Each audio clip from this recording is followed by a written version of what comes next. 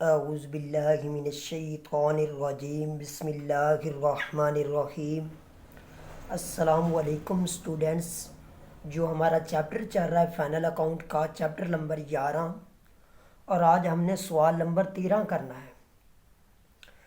तो जी dear students, आप लोगों से रिक्वेस्ट है कि आप लोग मेरे चैनल को सब्सक्राइब करें ताकि जो भी अकाउंटिंग के मुतल्लिक जो भी वीडियोस बनाई जाए ताकि आप लोगों को बर वक्त मिल सके, और इन वीडियोस को दूसरे अपने दोस्तों के साथ शेयर भी किया करें ताकि सदका जारिया है। हमारी वजह से किसी और का फ़ायदा हो जाए तो इससे कोई बेहतरीन कोई काम हो नहीं सकता कि अगर हमारी वजह से किसी की फलाह हो जाए, किसी के लिए आसानी पैदा हो जाए। तो जी टाइम ज़ाया किए बगैर हम शुरू करते हैं अपना question number 13।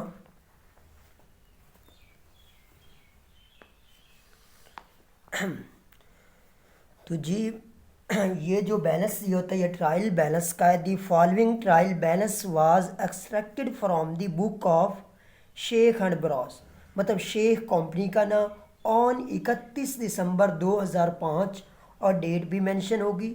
You are require to prepare, वो हमसे क्या रिक्वायर करते हैं, हमसे क्या मतलब हमने क्या बनाना है। एक तो trading account and profit and loss account for the year ending 31/12/2005 and a balance sheet has at date date. हमने ट्रेडिंग अकाउंट बनाना है और ट्रेडिंग अकाउंट के साथ profit and loss and balance sheet बनानी है।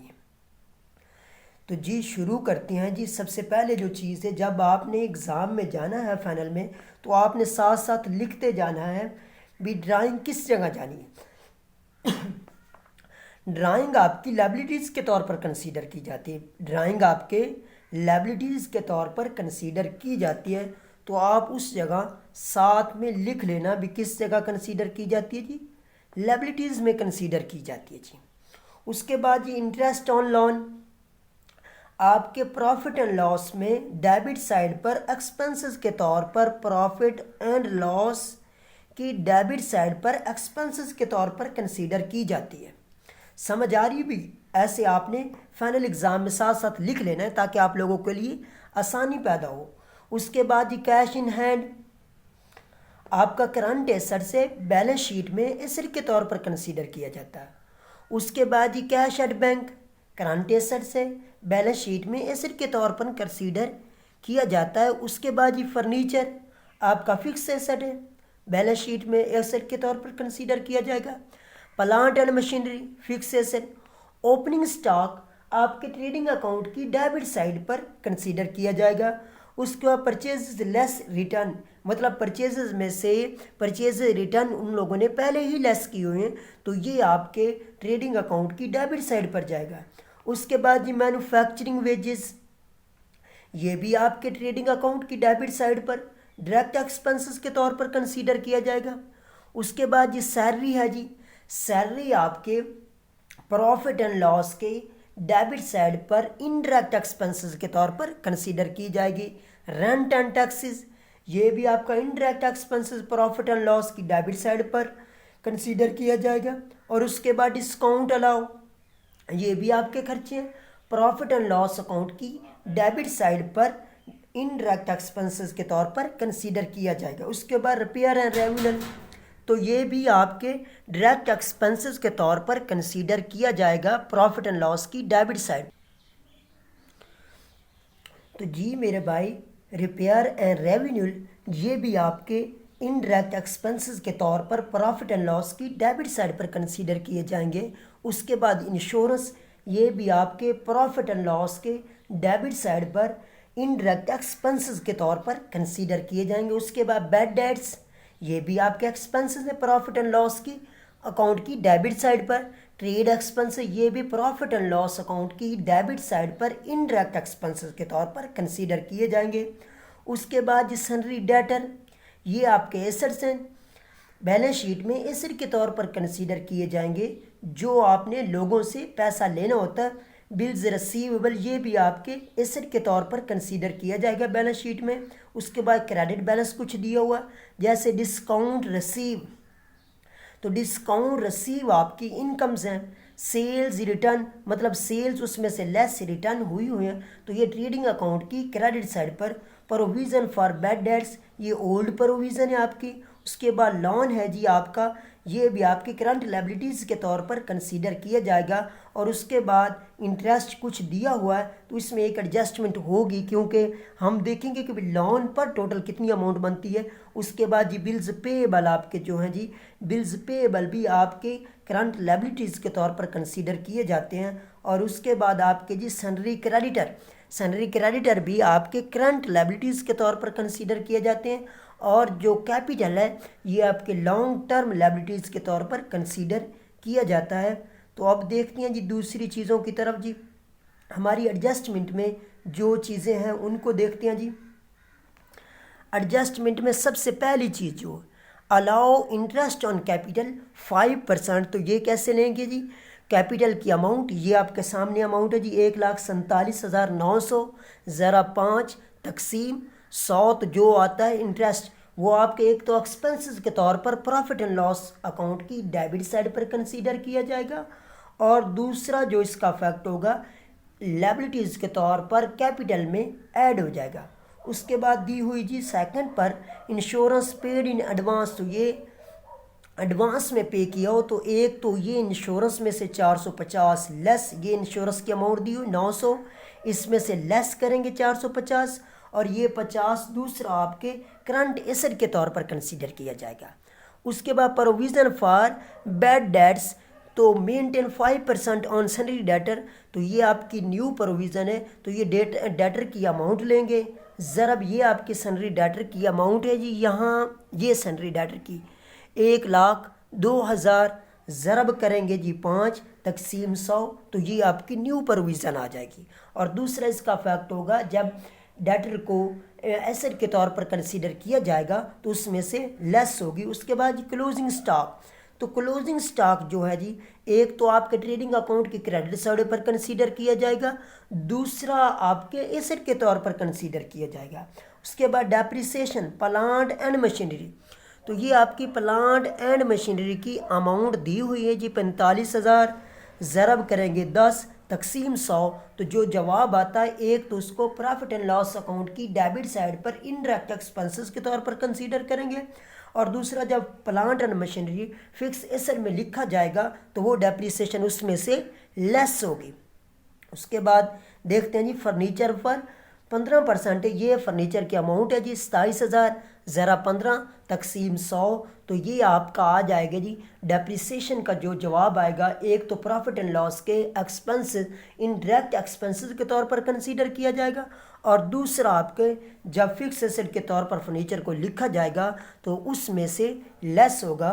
और आज की जो लास्ट एडजस्टमेंट है, the manager is entitled to commission of 10% on the net profit after charge such commission, तो ये आपने जब नेट प्रॉफिट फाइंड करना है तो आपने पूरे मतलब एक क्रेडिट साइड बड़ी है उसको दोनों साइड ऊपर लिखना है। उसके बाद सारे एक्सपेंसेस लेस करने के बाद जो जवाब आता है, इसमें एक और मसला होता है आफ्टर और बिफोर। अगर मेरे भाई आफ्टर की बात आती है तो इसको चलो दोबारा जब मैं क्वेश्चन करता हूँ तो उसमें आपको ये मज़ीद समझा देते हैं।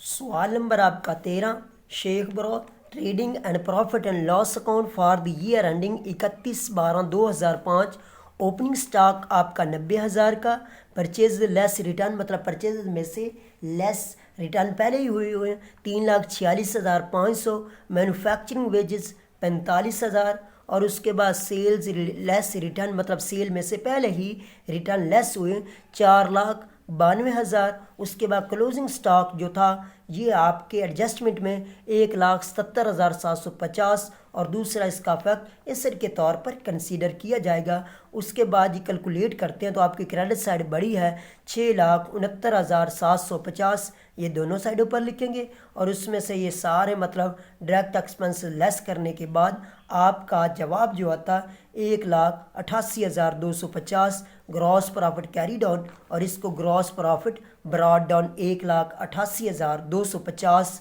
और उसके बाद डिस्काउंट रसीव आपकी इनकम है जी 7,650। एक्सपेंसेस की तरफ चलते हैं जी। इंटरेस्ट ऑन लोन 675 रुपये आपके दी हुई आपके मतलब सवाल में।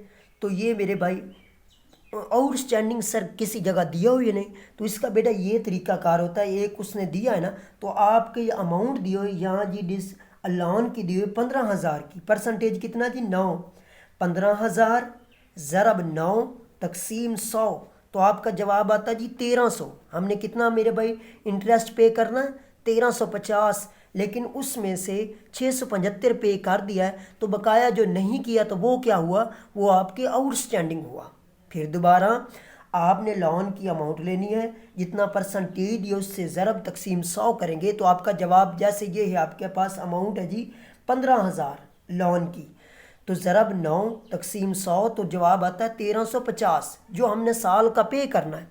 लेकिन जो ट्रायल बैलेंस में दिया हुआ है ये तो आपका दिया सिर्फ 675 रुपये, तो इसका मतलब बकाया जो 675 है वो क्या है, वो आपका आउटस्टैंडिंग है। एक तो आपके एक्सपेंसेस के तौर पर कंसीडर किया गया, दूसरा करंट लायबिलिटीज़ के तौर पर कंसीडर किया जाएगा। उसके बाद सैलरी है जी 25,950, रेंट एंड टैक्सेस 7200 के, डिस्काउंट अलाउ आपका खर्चा 10,200, रिपेयर एंड रेवेन्यू 2700 का, इंश्योरेंस जी 900 की थी, prepaid in advance, paid in advance हमने एडवांस में जो पे किया है 450, एक तो इंश्योरेंस में से लेस और दूसरा जो इसका इफेक्ट होगा आपके करंट एसेट के तौर पर कंसीडर की जाएगी। बैड डेट्स की अमाउंट है 6,150, न्यू डेटर की अमाउंट ज़रा 5 तकसीम 100 तो आपकी न्यू प्रोविज़न आ जाएगी 5100, तो ये बनता 11,250। ओल्ड प्रोविज़न आपके ट्रायल बैलेंस में दी हुई 3,000, वो लेस करेंगे तो बकाया बचता 8,250। और उसके बाद ये न्यू प्रोविज़न डाटर में से लेस भी होगी जब आप बैलेंस शीट बनाएंगे। तो उसके बाद ये इंटरेस्ट ऑन कैपिटल, कैपिटल की अमाउंट है जी 1,47,900, इंटरेस्ट ऑन कैपिटल 5%, ज़रा 5 तकसीम 100 करेंगे तो आपका आएगा इंटरेस्ट ऑन कैपिटल 7,395। उसके बाद ट्रेड एक्सपेंसेस हैं जी 7200 के। उसके बाद जी प्लांट एंड मशीनरी आपका जी एसेट के तौर पर है जी 4500, और जो एडजस्टमेंट में इसका दिया परसेंटेज ज़रब 10 तकसीम 100 करेंगे तो आपका 4500 आ जाएगा। और दूसरा फिक्स एसेट का जब तौर पर कंसीडर किया जाएगा प्लांट एंड मशीनरी, उसमें से 4500 लेस होगा। उसके बाद जी फर्नीचर की भी अमाउंट दी हुई जी, फर्नीचर की अमाउंट दी हुई 27,000, एडजस्टमेंट परसेंटेज दी हुई 15, 47,000, 27,000 है जी फर्नीचर की अमाउंट 27,000 ज़रा 15 तकसीम 100 तो आपका आ जाता है जी जवाब आता है जी 4,050, ये लेस इस जगह। और दूसरा जब एसेट के तौर पर कंसीडर किया जाएगा फर्नीचर, उसमें से ये लेस होगा। अब बारी आती जी मैनेजर कमीशन की, तो ये मेरे भाई कैसे होगा जी, आपका 10% दिया हुआ लेकिन एडजस्टमेंट आफ्टर और बिफोर की बात है। सबसे पहले तो हमने इसको मतलब कैलकुलेट कैसे करना है इसकी बात करते हैं, फिर आफ्टर और बिफोर के बारे में आपको समझाता हूँ। मेरे भाई दोनों साइडों को कैलकुलेट करते हैं जी। कैलकुलेट करने के बाद 1,95,900 ये साइड बड़ी है, इसको दोनों साइडों पर लिखते हैं और उसके बाद सारे एक्सपेंसेस इसमें से लेस करेंगे। यहाँ तक मतलब सारे एक्सपेंसेस लेस करने के बाद जो आपका जवाब आता है जी 1,16,655, 1,16,655, 1,16,600, 1,16,655। तो परसेंटेज कितनी दी हुई जी मैनेजर की जी 10%, ज़रब 10 तकसीम 100 नहीं करेंगे। क्या लिखा हुआ है, आफ्टर चार्जिंग सच कमीशन, आफ्टर का लफ्ज़ आ जाता तो बटा 100 मतलब वैसे परसेंटेज को कितना, तो आफ्टर का लफ्ज़ आते 110 मतलब उसके अंदर 100 ऐड करके नीचे लिखना है। और अगर बिफोर का लफ्ज़ आ जाए तो जो 100 है उसमें से लेस करके लिखते। अब आफ्टर की बात है तो कितना आ जाएगा जी 110, तो ये आपका आ जाएगा जी परसेंटेज 1605 आपका जी मैनेजर कमीशन आ जाएगा। अगर बिफोर का लफ्ज़ होता तो फिर यहाँ 90 आना था, अगर आफ्टर का लफ्ज़ है तो 110। अब मेरे भाई जो 1,16,655 था उसमें से मेरे भाई ये भी लेस करेंगे तो तब आपका ग्रॉस नेट प्रॉफिट आएगा जी 1,06,050, 1,06,050। तो ये मेरे भाई नेट प्रॉफिट है। तो इसने आपके किस जगह चले जाना होता है, आपके कैपिटल में ऐड होना होता है। अब चलते हैं जी बैलेंस शीट की तरफ।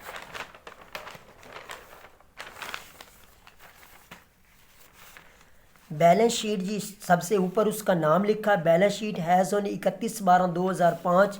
करंट एसेट्स हैं जी cash in hand 1,650, cash at bank 26,250, salary debtor 1,02,000, new provision 5100 की लेस करेंगे 96,900, बिल्स रिसीवेबल जो हैं जी 11,925, क्लोजिंग स्टॉक ये आपके एडजस्टमेंट में था 1,70,750, और उसके बाद एडवांस में जो आपकी इंश्योरेंस पे थी 450, फिक्स एसेट फर्नीचर की अमाउंट है जी 27,000, डेप्रिसिएशन जो हमने एक्सपेंसेस के तौर पर भी कंसीडर की थी और फर्नीचर में से भी लेस करेंगे 4,050, तो ये बकाया बचता है जी 22,950। प्लांट एंड मशीनरी 45,000 की लेस डेप्रिसिएशन 4500 की करेंगे तो 4,500। और उसके बाद चलते हैं जी करंट लायबिलिटीज़ में interest on loan 675, manager commission 10,605, loan की अमाउंट है जी 15,000 की जी, बिल्स पेएबल 18,750, सैलरी क्रेडिटर आपके 90,000 के जी। उसके बाद जी लॉन्ग टर्म लायबिलिटीज़ कैपिटल जो है जी 1,47,900 प्लस नेट पर 1,06,050, और उसके बाद इंटरेस्ट ऑन कैपिटल 7,395, तो ये बनता है जी 2,61,345। उसमें से ड्राइंग लेस करेंगे 18,000 की 2,43,345। अब बारी आती है कैलकुलेशन की, तो दोनों साइडों को कैलकुलेट करते हैं 3,78,375। अगर ये दोनों साइडों पर आपका ये आता है जवाब तो समझ लीजिए कि आपका जवाब बिल्कुल ठीक है। अगर नहीं जवाब बिल्कुल एक्यूरेट आ रहा तो समझ लीजिए कि कहीं ना कहीं आपसे गलती सरज़द हुई है। तो आज का ये सवाल था, इंशाल्लाह ताला नेक्स्ट क्वेश्चन के साथ मिलते हैं जी। ओके, अल्लाह हाफिज़ एंड टेक केयर।